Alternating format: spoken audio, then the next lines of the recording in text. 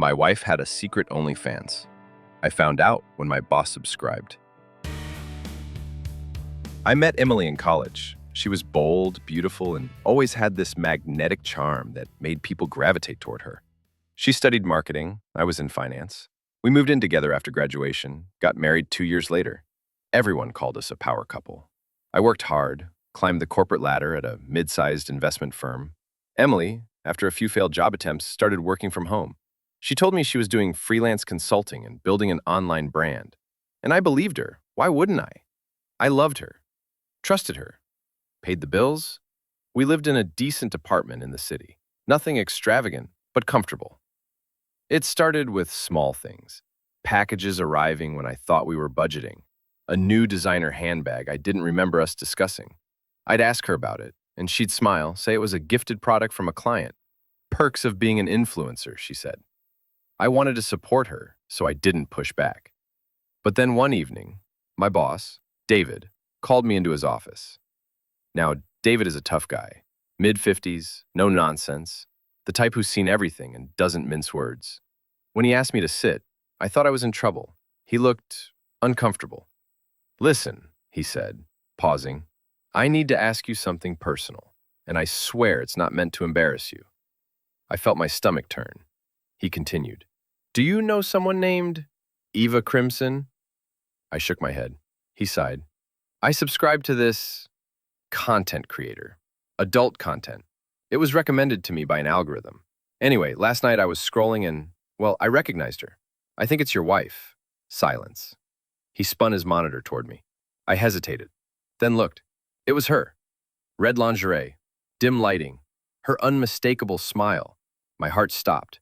I forced myself to remain calm, thanked him for telling me, made some excuse about maybe it was a look-alike.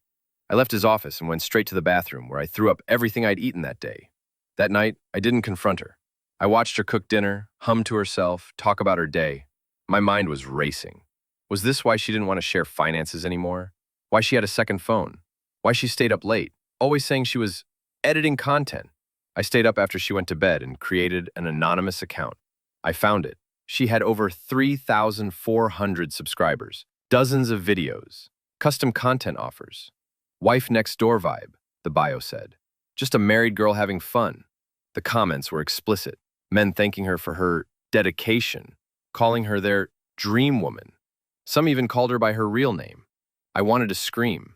Instead, I documented everything.